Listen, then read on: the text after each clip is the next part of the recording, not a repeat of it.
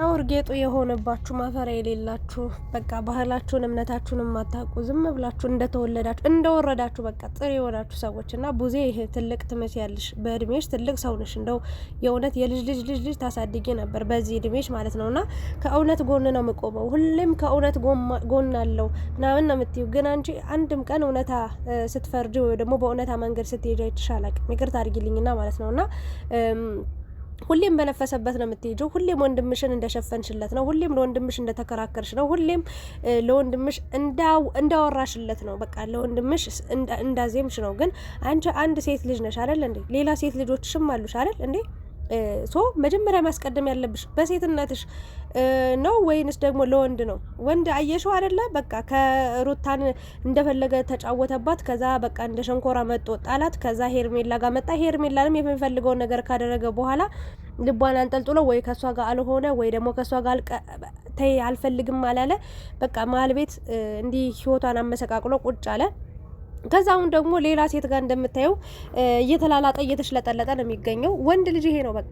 አንቺ መጀመሪያ ቅድሚያ መስጠት የነበረብሽ ለሴት ልጅ ነው እና ሄርሜላ ማልቀስ አልነበረባትም። እኔ በዚህ መንገድ አልጠበቅኳትም ምናምን። ኧረ እባክሽ መጀመሪያ ታዲያ ሩታን አስለቅሶ የመጣ ወንድ የፈለገ ቢከፋው የፈለገ ቅሬታ ቢኖረው ታውቂያለሽ፣ አብረሽም ጥፋት ነበረበት፣ ሩታም ጥፋት ነበረባት። በመሀል ከዚህ ነገር እኔ ራሴ ልውጣ በቃ እናንተ ወስኑ ብለሽ ከዚህ ህይወት መራቅ የነበረብሽ ያኔ ነበር። አሁን ግን እየተከታተልሽ ነገራቶቹን ሁሉ እኔ ነኝ አዋቂ፣ እኔ ነኝ። ለስሙ እድሜሽ ትልቅ ነው፣ ግን እኔ ያ አዋቂ ሰው ወይ ደግሞ ትልቅ ሰው የሆነ ሰው ንግግር ስትናገሪ ሰምቼሽም አይቼሽም አላቅምና ለእውነት አልቆምሽም። ያኔ ሩታን አስለቅሶ ሩታ እየፈለገችው ታውቂያለሽ፣ አልፈልግም ብላለች። በእርግጥ እናውቃለን እሱን። ግን ደግሞ ጠልታ አትጠላውም። ወይም ደግሞ ተዋልዶ የተዋለደ ሰው ወይ ደግሞ ተዋዶ የኖረ ሰው እንዲህ ተለያይቶ የሚለያይ ነገር አይደለም ለማንኛውም። እና በዛ ሰዓት ከሄርሜላ በመሀል ገባች አይደል እንዴ? የሩታና የአብርሽ ጉዳይ ሳይጨረስ ሳያልቅ ሳያበቃ ሄርሜላ በመሀል ገባች። ታዲያ ወንድምሽን አናገርሽው። ስታናገሪው ምንድነው ያለሽ?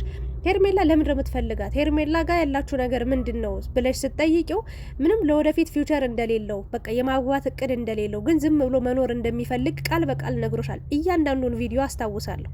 ጨንቆሽ አንቺ በቃ ወደ ሩታ ተመለስ እያልሽው ቆይተሽ ይህንን ጥያቄ በመሀል በቃ አልፈልግም ብሎ ሄርሜላ ጋር ሲሄድ ጥያቄ ጠይቀሽው ነበር። ያኔ የሁላችንም ጥያቄ ነበር። ከሩታና ከሄርሜላ ምረጥ ወይም ደግሞ ማንን ነው ማግባት የምትፈልገው ብላ ስትጠይቀው ማንንም ማግባት እንደማይፈልግ በትዳር እንደማይተሳሰር በቃ ያ ማለት አሁን ነው የገባኝ። በቃ ያለው ነገር በሙሉ ቃል በቃል እየተደረገ ነው ያለው። ያ ማለት ምንድነው? በቃ እንደፈለው በትዳር መታሰር አልፈልግም ብሏል። እዛ ያችንም ታብታብ እዛች ጋም ታብታብ እዚህ ጋር ማደርም ስለሚፈልግ ማለት ነው። ታዲያ ያኔ አይች ልጅ ይሄ ልጅ አልቆረጠም፣ አልወሰነም። በቃ ከሷ ጋር እንደሚሆን 100% እንደሚያገባት እርግጠኛ አይደለም። ስለዚህ ይሄ ትክክል አይደለም።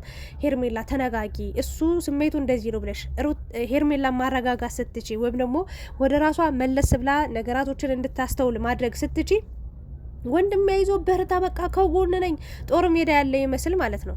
በቃ በርታን፣ ያንተን ውሳኔ ደግፋለሁ፣ አበረታለሁ። አንቺ የሱ ታላቅ ነኝ ብለሻል አይደል እንዴ? ለስሙ ታላቅ ነሽ። ሶ ያኔ ያን ውሳኔ ሲወስን ሄርሜላ እንዴት እንደምታለቅስ እንዴት ጠፋብሽ? እኔ ቀድሜ ያውቅ ነበር ሁሉንም ነገር። እንኳን አንቺ በቅርብ ያለሽው ሴት እንኳን አንቺ ወንድምሽን በደንብ ታውቂዋለሽ፣ ጠንቅቄ አውቀዋለሁ ያለሽ ቶ ለወደፊት ምን እያሰበ እንደሆነ ከንግግሩ አይተሽ ከድርጊቱ ከሁሉ ነገር አይተሽ መረዳት ትቼ ነበር። እኔ ተረድቼ ቀድሜ ሄርሜላ እንኳን ላንቺ ለሩታም አልሆናትም ያ ሁሉ ቤተሰብ በትና አላውቅላችሁም ብላ ጥላ ወጣ ለብዙ ሰው በቃ ትታ ሰፈሯን ቤቷን ሁሉ ነገሯን እናቷን የወለደቻት እናቷን አባቷን ትታ ምስኪን እናትና አባቷን ትታ የሄደችለት ዋጋ የከፈለችለት ለሷ ያልሆነ ላንቺ ሊሆንሽ አይችልም ብዬ ተናግሬ ነበረ። በሰዓቱ ነው የተናገርኩትን ተናግረሽ ቢሆን ይሄኔ ሄርሜላ እዚህ ሰዓት ውስጥ አትገባም ነበር። እርግጠኛውን የምነግራችሁ ነገር ደግሞ ይሄው ቡዜም እንዲሆን አልፈለኩም ነበረ ምናምን ነገር። አሁን በቃ ማለት ቡዜ አሁን ሀሳቧ ምንድነው? አብርሽን አሁንም ሄርሜላ እንድትለማመጠው ምናምን። ኧረ ተይ ይብቃሽ፣ እግዚአብሔርን ግፍን ፍሪ። ወንድምሽ ተይው እንትና ቢኒ ተናግሯል። በቃ የሴት ልጅ እንባ አዙሮ ይደፋል ብሎታል። የእውነቴን ነው። ሴት ልጅ ያስለቀሰ መድኃኔዓለም ነው እግዚአብሔር ራሱ አብዝቶ የሚጣለው ነገር ነው። የዋህነ ልንታለል እንችላለን፣ ልንሸወድ እንችላለን። ግን ደግሞ ወንድ ልጅ ተመቸኝ ብሎ በዚህ መንገድ ሴት ልጅ ለመጉዳት የሚሄድ እዛችም እዚችም የሚሮጥ ኃጢአት የሚሰራ ዝሙት የሚሰራ ወንድ የምሬ ነው በነፍሱ በጣም ተጠያቂ ናት። ስለዚህ የዝሙተኛ እህት ነሽ። ሃይማኖትሽ ክርስቲያን ነኝ ብለሽ ታምኛለሽ አይደል? ክርስቲያን እንደዚህ ሴት ልጅ እንዴ ካልተመቸው ይለያያል፣ ካልተመቸው ይፋታል ምናምን ብለሻል። ታዲያ መፋታት እኮ አለው እኮ አይነት እኮ አለው። ይሄ ልጅ ታዲያ ታቅቦ አይኖርም እንዴ? አንድ ህይወት እምብኛለሁ፣ አልተመቸውም፣ አልተሳካለትም፣ ትዳር አልፈልግም፣ ለትዳር አልደረስኩም ብሎ ካሰበ ለምን እጁንም እግሩንም ስሙን ልጠራው ነበረ ዘለቀውንም አጣጥፎ ቁጭ ለምን አያረግም? ለምን እዛም እዚህ መሮጥ? እንዴት ልቡ እንዴት ነው የተወጠረው? እና እኔ በቡዜ ጉዳይ ሀሳብ የምሰጠው ምንድነው ለእውነት ነው የምቆመው። ከእውነት ጎን ነኝ። ለሩታም ከጎኗ ቆሜ ያውቃለሁ። ለሄርሜላም እንደዛው አሁን ላይ በቃ እየቆምኩላቸው ነው። ለወንድሜም እንደዛ እያልሽ ነው ያለሽውና እኔ ለወንድምሽ አድልተሽ የወንድምሽ ምቾት ሲያስጨንቅሽ የወንድምሽ ጤንነት ሲያስጨንቅሽ በቃ እንጂ ለሴት ልጅ እንዴ በቃ ወንድሜ ከዚህ በላይ እኔ ጠላሃለሁ። በቃ ሴት ልጅ በዚህ ልክ አታስለቅስ። ፍቅር መጣች፣ ነፂ መጣች፣ አልቅሳ ሄዱ።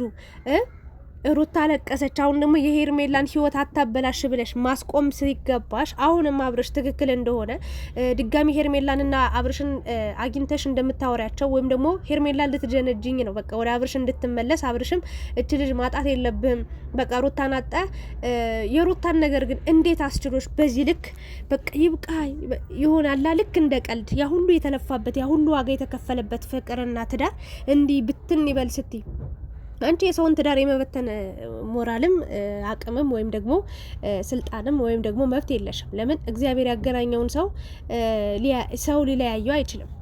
እውነት ለመናገርና በእነ አብርሽ ህይወት ውስጥ እንደውም አለመግባባት እንዲፈጠር ልዩነቶች እንዲመጡ የልብ የሰጠሽው አንቺ ነሽ። አብርሽ አንቺን እያየ ነው፣ አንቺን እየተከተለ ነው። አንቺ ትዳር ፈቶንሽና እሱን ትዳር ፈት ልታረጊው ነውና በዚህ ዘመን በትዳር ተሳስሮ ሲኖር አንድ ሰው ይውላችሁ አብርሽ በትዳር አልተሳሰረም። ትዳር ይዤ ቁጭ አልልም በዚህ እድሜ ያለው መጀመሪያ ያላየውን ለማየት ሩጦ ገባ። ከዛ ደግሞ ድጋሚ ደግሞ አሁን ለእድሜ ለትዳር አልደረሰ ማለት ወልዶ ከብዶ ቀንድ አብቅሎ እንደምታዩት ጸጉሩን እኔ በጣም ገረመኝና ያኔ ማሰብ የነበረብኝ ያኔ ነበርና ትዳርን የሚወዱ ሰዎች ከዝሙት የሚርቁ ሰዎች ናቸው።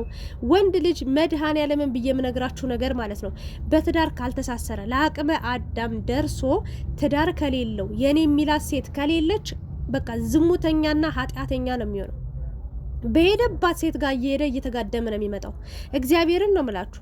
በቃ ይሄንን ነገር ስለሚፈልግ ነው፣ ይሄንን ነጻነት ስለሚፈልግ ነው። ከዚህ በፊት እኮ ተመችቶት ነበረ። በቃ አንድ ሳምንት ሩታ ጋር አንድ ሳምንት ሄርሜላ ጋር በታመመ ሰበብ እንደፈለገ ታብታብ ሲያረግ ቆየ። ከዛ ሰለቸው፣ በቃ ደከመው። አየር ደግሞ ዘይት መቀየር ፈልጎ ነው አላልኳችሁም? እኔ እግዚአብሔርን እስኪ በደንብ የምታዳምጡኝ ከሆነ እኔ ምን ብያችሁ ነበር? አብርሽ ሩታንም ሄርሜላንም አይፈልግም በዚህ ሰዓት። በቃ ዘይት መቀየር ይፈልጋል። ታያላችሁ፣ ሌላ ሴት ይዞ ይመጣል ብዬ አልነገርኳችሁም? ይኸው ከጽጌ ጋር ከች ብሏል። ነገ ደግሞ እንግዲህ ጽጌን ደግሞ እንደማያስለቅሳት በምንም እርግጠኛ አይደለንም። በቃ የወንድ ልጅ ህይወት እንደዚህ ነው። አንዴ ደግሞ ብልግና ካየ፣ አንዴ ደግሞ ልቡ ከሸፈተ፣ አንዴ መሄድ ከለመደ ሁሌ መሄድ ነው በቃ ስራው ሁሉ።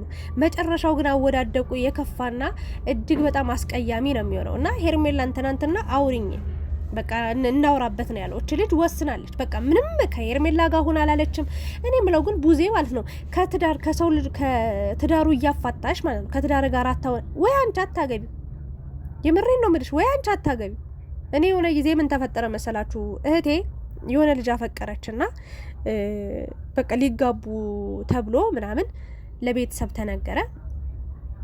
ወንድም ያበደ በቃ ከዚህ ልጅ ጋር ትሆኝ ምናምን አለ። ከዛ እህቴ ደውላ ነገረችኝ። እኔ በስደት ዓለም ነበርኩና ተቆጣሁት። እነዚህ ልጆች ይወዳታል? አዎ። ትወዷለች? አዎ። ታዲያ አንተ ምን ፈልገህ ነው? ልታገባት ነው ወይ? እሱ አያገባትም ምትል አንተ ልታገባት ነው ወይ? ምን ታርግ? ወይ አንተ አታገባት? እንዴት እንደዚህ ታደርጋለህ ብዬ በጣም ስወቅሰው እንደገና ቆም ብሎ ማሰብ ጀመረ። ከዛ ከምትወደው ሰው ጋር እንድትኖር ፈቀደላት ማለት ነው። እና ቡዜ ደግሞ በዚህ ያህል ደረጃ በቃ ከዚህ ከሚፋታት ሴት ጋር እንዴ ስርዓቱን ይዞ አደብ ይዞ እንዲቀመጥ ስርዓት እንዲኖረው ባህሉን ወጉን መርሳት እንደሌለበት የመጣበትን መንገድ እግዚአብሔርን ከምንም ነገር በላይ ታዩና ሌላውን እግዚአብሔርን መፍራት እንዳለበት ኃጢያትን እንደሚጠላ ዝሙተኝነትን እንደሚጠላ ከምንም በላይ እንደውም መጽሐፍ ቅዱስ አንባቢ ነኝ መጽሐፍ ቅዱስ አዋቂ ነኝ ትያለሽ የእግዚአብሔርን ቃል አውቃለሁ ትያለሽ እግዚአብሔርን መፈራ ሰው ነኝ ትያለሽና እንደዛ ከሆነ ለምን አትመክሪውም? የምሬን ነው ምልሽ እዚህ ጋር እኔ ግራ ገባኝ። እንደዛ ካልሆነ ደግሞ ከቻልሽ ዝም ለምናት ዝምታም እኮ አንዳንዴ ወርቅ ነው። ሩታ ላይ እንዲ በቃ በፈትቷታል ትቷታል ምናምን ልክ እንደ ቀልድ ማለት ነው። አንቺ የከፈለችውን ዋጋ ምንም ነገር በቃ ከንትንም አልቆጠርሽው። ግን አንቺ አስቢ ነገ ልጅሽ ምን አይነት ህይወት ሊያጋጥማት እንደሚችል። እንደ አብርሽ አይነት ወንድ ቢያጋጥማት አንቺ በዛ ስሜት ውስጥ ምን ሊሰማሽ ይችላል? ይህንን ነው ማሰብና ማወቅ ያለብሽ። ቢኒም እንግዲህ በጣም ተናዶ አንቺ ነሽ ለዚህ ሁሉ ተጠያቂ። ምክንያቱም ያኔ ሄርሜላን ቤትሽ ምሳ ባትጋብዣት ኖሮ ከአብርሽ ጋር እንድትሆን ባትፈቅዳት የልብ ልብ ባትሰጫት ኖሮ እዚህ ደረጃ አትደርስም ነበረ። ወይም ደግሞ ለምሳሌ ቡዜ እንኳን ቅሬታ ቢኖርባት ሄርሜላ አይሆንም አይቻልም ብላ ከሄርሜላ ጋር መሆን የለብም ከዚህ ጋር ያለውን ችግርን ወይ ፍታ ወይ ደግሞ አስተካክል ብላ ከሩታ ጋር ያለውን ነገር ለአንዴና ለመጨረሻ ጊዜ እንዲጨርስ ብታደርግ ኖሮ ይሄ ነገር ሁሉ አይፈጠርም ነበርና እኔ አሁንም ቡዜ በቃ ሄርሜላን ባታገኛት በቃ ታያት፣ ኑሯን ህይወቷን ትኖርበት። ሲጀመር በሃይማኖትም የማይገጥማት ሰው ጋር ነው ልትቀጥል ያሰበችው። አይሆንም። አንቺም ሃይማኖት አለኝ ብለሽ ካመንሽ እንዴት በሃይማኖት የማትገጥመውን ሴት እንዲያገባ ትፈልጊያለሽ? ወይም ደግሞ በጣም እኮ የወረዳችሁ እኮ ነው ያችሁ። አቤት ወይኔ! ኢትዮጵያ ውስጥ ግን እናቴ ትሙት ነው የምላችሁ። በየትኛውም ሃይማኖት ሙስሊምም ሆንክ ፕሮቴስታንት፣ ኦርቶዶክስ ሆንክ በቃ ሙስሊም ሁሉም ሃይማኖት ማለት ነው።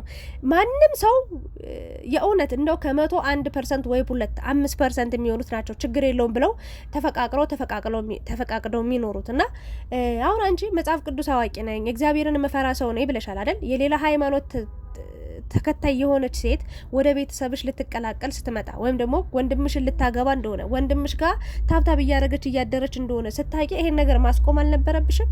አሁን ደግሞ ሌላ ልጅቷን ጅንጀና ሌላ ታሪክ ውስጥ ታያት። እንደው በፈጣሪ ስም የሆነባችሁ እንደው አብርሽም ሄርሜላ እንትናም ቡዜም እባክሽ ሄርሜላን ታያት። በቃ ኑሯን ትኑርበት። ትክክለኛና ትክክለኛ ውሳኔን የወሰነችው በራሷ መንገድ ትጓዝ፣ የራሷን ኑሮ ትኑር። አለቀሰች ምናምን ልታዩ አልቅሳ ይወጣላታል። አሁን እድሜ ልኳን እያለቀሰች ከዚህ ከተግማማ ህይወት ጋር ከምትኖር ከአብርሽ ጋር እንዲህ ስትዳረቅ ከመኖር የምሬ ነው እግዚአብሔርን ዛሬ ስቅስቅ ብላ አልቅሳ በሯን ዘግታ 1 ሳምንት ከራሷ ጋር ጊዜ ወስዳ ማለት ነው ከዛ በኋላ ደህና ብትሆን የተሻለ ነው። በዚህ ልክ እየቀጠለ በሄደ ቁጥር ህይወቷን ጋንም እንጂ የሚያደርግባት ምንም እዛችም ሴት መሄድ መሮጥ የለመደ ወንድ በተአምር ለሄርሜላ ሊሆናት አይችልም። በዚህ ሰዓት ሄርሜላን ማናገር አትችይም። መፍትሄ የለሽም። ታያት፣ ወስናለች፣ ትውጣበት። ሲገናኙ አልነበርኩም ብለሻል። ሲለያዩም አንቺ መኖር አይጠበቅብሽም። በቃ ምንም አትጠቅሚም አንቺ። አየውሽ እኮ ለወንድሜ ነው የምትይው። ይኸው በቃ እየፋፋ ሄደ፣ ደረቱ እየተነፋ ሄደ፣ ወፈረ፣ በቃ ማንነቱን ቀየረ። ሴት ልጅ ግን እንባዋ እግዚአብሔርን እቺን ባግን ታያላችሁ አብርሽን ምን አይነት ቦታ ላይ እንደምትጥለው ነገ እያለቀሰ ሩታ ይሄው እቺ ቃሌ ለሰማይ ለምድር ማለት ነው እንደው ለታሪክ ትቀመጥልኝ። አብርሽ ሩታ በሱ ላይ ጨከና ቆርጣ ወስና ከሄደች በኋላ መጦ እግሯ ስር ተደፍቶ የእውነቴን ነው ካለመናት ምን አለች በሉኝ። ያኔ ቡዜ ምን እንደምትይና ይቻለን። ከዛ ደግሞ ለሩታ ታሽቃብጫለሽ ወይስ ይሄንን ነው ልል የምችለው? ከእውነት ጎን ቆም ያለው ብለሻል። ምንም እውነት የለሽም። ያልሽው እውነታሽ ለወንድምሽ ማዳላት፣ ለወንድምሽ በቃ ማለት ብቻ ነው። እና እባክሽ ተያት ሄርሜላን በዚህ ሳታያት የሩታንም ስም አትጥሪ። በቃ ሺ ጊዜ ተናገርሽ። በቃ ምንም መደጋገም አይጠበቅብሽም። አብርሽም እንግዲህ ከጽጌ ጋር ድጋሚ ደግሞ እያያችሁ ነው። የሰው ሆድ እምብርት እያቀፈ መጥቷል። ጥሩ ነው፣ ይመቻችሁ። ሴቶችን በጣም እያስመቻችሁት ነው። እሱም ተመችቶታል። በቃ እንደ በሬ በቃ ደልቧል። እናቴ ለፋሲካ የሚታረድ በሬ ይመስል። ለማንኛውም ሁሉንም ያሳየን እስኪ እናያለን። በጣም ከባድ ነው። አቤት ወንድ ልጅ ወይኔ! እኛ ሴቶች ግን እንዲመጫወት አቃቃረጉን ታያላችሁ። የሩታ እንባ ብቻ የሄርሜላ ትናንት ያለቀሰችው እንባ ብቻ የት እንደሚጥለው እኔ ለአብርሽ ክፉ ነገር አልመኝለትም። አሁንም ዛሬ ቢሆን ግን በሴት ልጅ እንዲህ እየተጨመላለቀ ዝም ብላችሁ የምታልፉ ከሆነ ዛሬ ባንቺ ህይወት ባይገጥምሽም ነገ በልጅሽ ህይወት ይገጥማልና ይሄን ነገር ልታስቆሙ ይገባል። ሴት ልጅ ሸቀጥ አይደለችም። ሴት ልጅ እቃ አይደለችም። ሴት ልጅ የምሬ ነው የማንም ስሜት መደበሪያ መወጫ አይደለችም። የራሷ የሆነ ተፈጥሮ የሰጣት ውብ ገጽታ ያላት እግዚአብሔር የሰጣት ድንቅ ፍጥሮ ነችና ይህንን ነገር በቃ ልንል ይገባል። አመሰግናለሁ።